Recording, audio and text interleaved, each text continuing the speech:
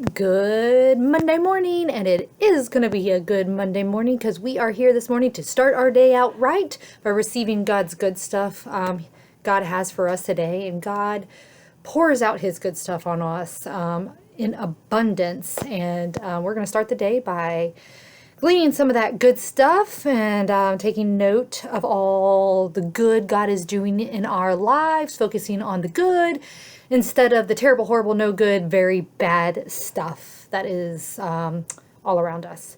So I preached on 1 Timothy 6, 17 through 19 this past Sunday, October 17th or 18th, October 18th today, this is the 19th.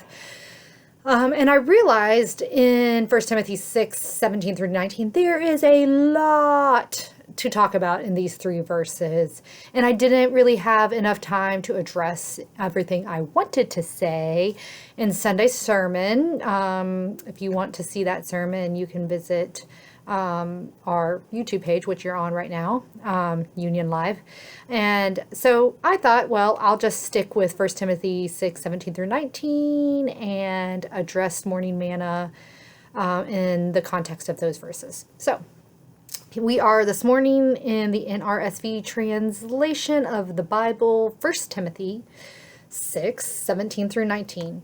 As for those who in the present age are rich, command them, my dear Timothy, because Paul's talking to Timothy, his young protege, and Timothy is a pastor in Ephesus. Command these rich folks not to be haughty or to set their hopes on the uncertainty of riches, but rather on God who richly provides us with everything for our enjoyment. They are to do good, to be rich in good works, generous, and ready to share, thus storing up for themselves the treasure of a good foundation for the future so that they may take hold of the life that really is life. So, it may or may not surprise you that I spend a lot of time thinking about the nature of God. Specifically, I spend a lot of time thinking about the nature of God and what that means for us practically today who have been made in God's image, or so we have been told, and I do believe that. And I know I have shared with you before in some previous morning manas that I believe more in our in humanity's state of original blessedness, original goodness, than that doctrine. This doctrine does hold truth, but has done so much harm, that doctrine of original sin. I like to focus on our original blessedness, goodness, as it was laid out in Genesis 1 and other places throughout Scripture, instead of just focusing on our original sin. So this, talking about original blessedness, original sin, this is one of those points that I thought a lot about during my sermon prep, but I did not have time to really explore it as it pertains to 1 Timothy 6.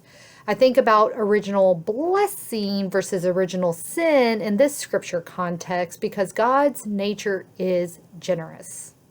All right? God's nature is generous. And we, God's image bearers, are made in our generous God's image, our good God's image. We have been hardwired to be good, to be givers, to think about others as God is that way, right? We would all agree God's that way. Well, we've been made in this God's image, and we too are that way. Even more so than our tendency to be selfish or greedy hoarders or takers or misers. We are, by our very nature and God's design, created to want to give, to be generous. That's why I think there is an intrinsic reward system built into giving. That euphoric, feel good, warm, glowing feeling that we have when we give. Y'all know what I'm talking about, don't you? It feels good to give. And I don't think that feeling is an accident. I think whenever we live into our purpose, such as being givers, as God designed us to be, we feel good and we feel close to God. We feel like we're on the straight and narrow, the right path. We're living out our purpose. We're living out that life that really is life, as Paul talks about. This feel-good feeling when we give, it is a built-in sign from God, if you will. We all have prayed. I hope I can include you in this. We have all prayed for signs from God, haven't we? And when we're doing what we feel we have been made to do, designed to do by God, like being generous as God is generous, we get that warm, fuzzy, near to God feeling. I am just in awe of our Creator God's attention to such little details like this. Giving is good for the giver and the receiver.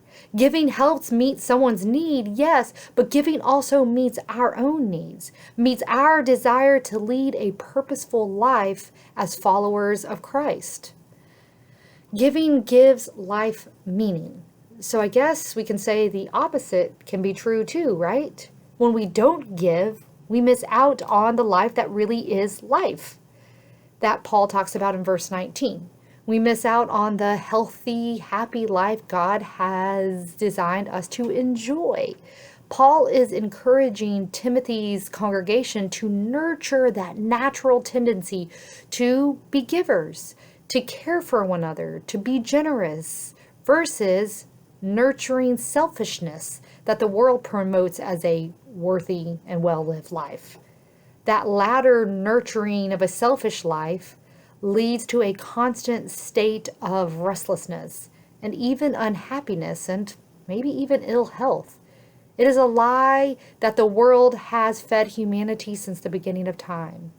But that is not who we are, says Paul.